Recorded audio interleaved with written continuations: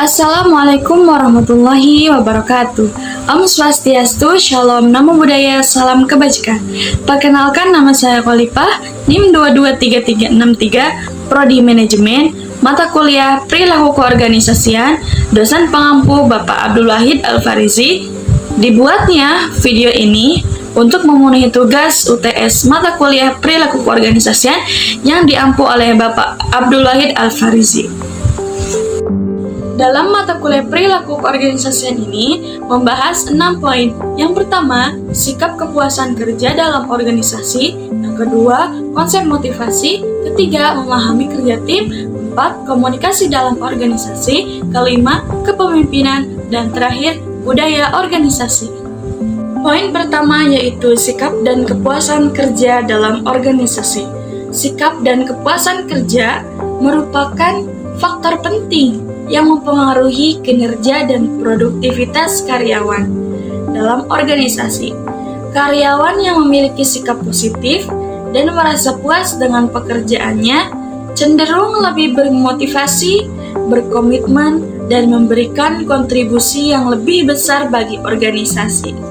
Poin selanjutnya yaitu definisi dan komponen sikap kerja. Definisi sikap kerja merupakan perasaan, keyakinan, dan kecenderungan perilaku seseorang terhadap pekerjaannya. Sikap ini berdapat sifat positif atau negatif dan mempengaruhi produktivitas kepuasan dalam bekerja. Model sikap ada 3 komponen. Komponen yang pertama yaitu komponen kognitif. Komponen kognitif ini pengetahuan dan persepsi yang didapat dari pengalaman langsung dengan objek sikap dan informasi yang berkaitan dari berbagai sumber. Yang selanjutnya ada komponen affected. Komponen atau perasaan konsumen tentang produk atau merek tertentu dan evaluated. Komponen yang terakhir ada komponen Conan. Komponen Conan ini mencakup perilaku sesungguhnya atau komponen sikap kerja.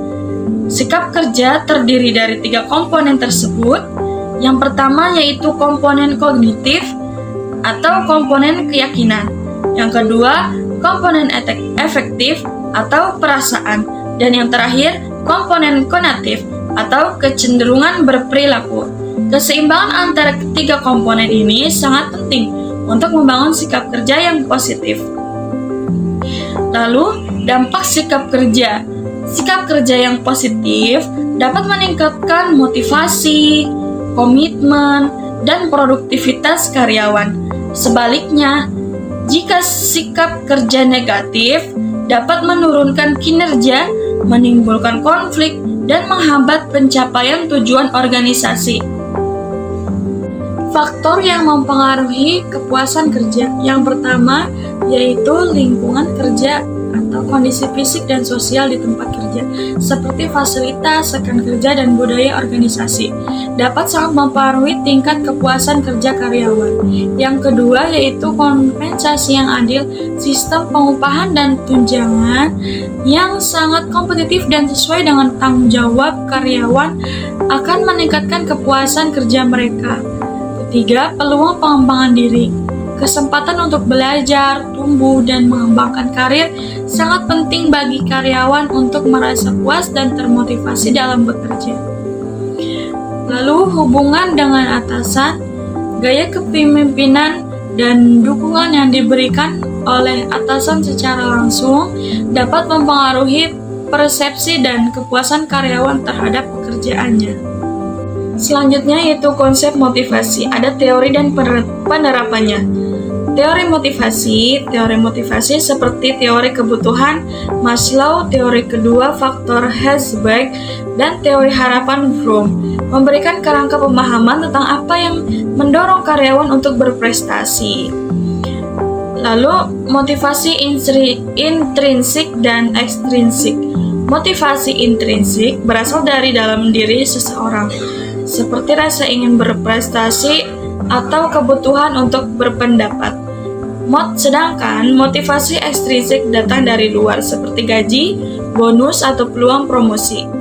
Lalu penerapan motivasi seperti manajer yang efektif dapat mendorong motivasi karyawan-karyawan dengan memberikan tantangan, pengakuan, kesempatan untuk pertumbuhan.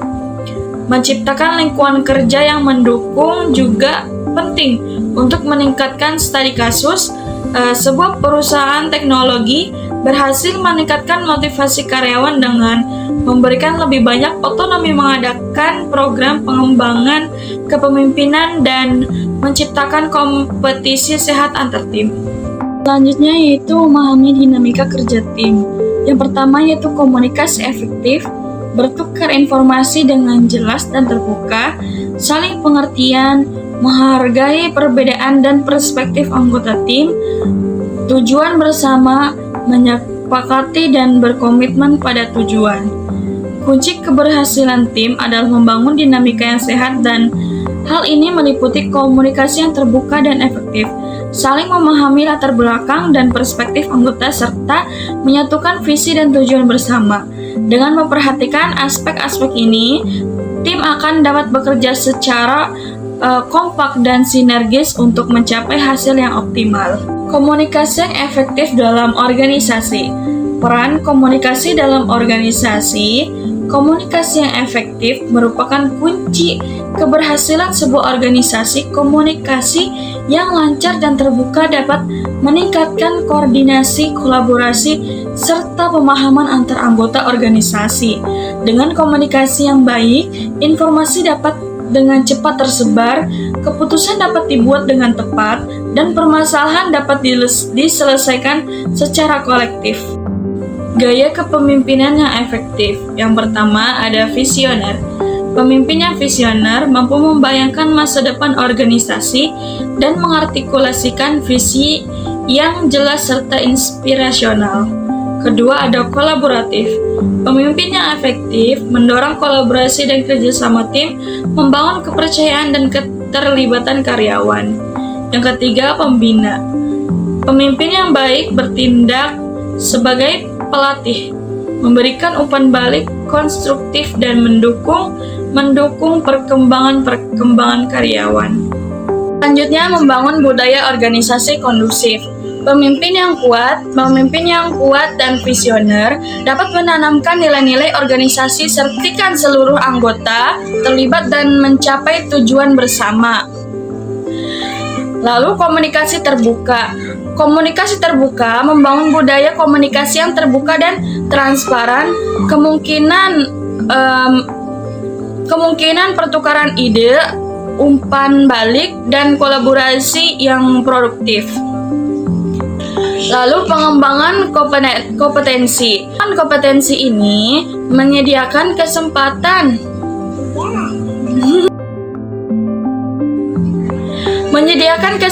pelatihan dan pengembangan keterampilan karyawan dan meningkatkan kemampuan dan rasa bangga dalam berkontribusi. Selanjutnya, penghargaan kinerja. Sistem penghargaan yang adil dan transparan akan memotivasi karyawan prestasi dan mendorong budaya saling menghargai. Konsep-konsep dalam organisasi. Sebuah perusahaan manufaktur elektronik di Indonesia telah menerapkan berbagai konsep organisasi untuk meningkatkan kinerja dan produktivitas karya. Mereka memfokuskan pada peningkatan motivasi kerja dengan menerapkan sistem pengupahan berdasarkan kinerja serta menciptakan budaya organisasi yang mendukung kreativitas dan inovasi. Di samping itu, perusahaan juga mendorong komunikasi yang efektif melalui pertemuan rutin antara manajemen dan karyawan. Selain itu, perusahaan juga membentuk tim kerja yang solid dengan mengadakan kegiatan outbound training secara berkala. Hal ini bertujuan untuk meningkatkan kerjasama kepemimpinan dan pemecahan masalah bersama. Hasil yang diperoleh menunjukkan peningkatan produktivitas, inovasi produk, dan kepuasan kerja karyawan secara signifikan. Selanjutnya, komitmen organisasi. Komitmen dalam organisasi merujuk pada tingkat keterkaitan kesetiaan karyawan terhadap organisasi. Komitmen ini penting karena dapat mempengaruhi produktivitas, kepuasan kerja, retensi karyawan, dan kinerja organisasi secara keseluruhan. Jenis komitmen efektif, normatif, dan kontinuasi. Untuk meningkatkan komitmen, manajer dapat menciptakan lingkungan kerja positif, menyediakan peluang, membangun karir, mengakui dan menghargai karyawan, membangun komunikasi terbuka, dan mendorong keterlibatan karyawan. Dengan strategis yang tepat, organisasi dapat membangun komitmen yang kuat dari karyawannya, yang gilirannya akan membantu mencapai tujuan dan kesuksesan jangka panjang perusahaan.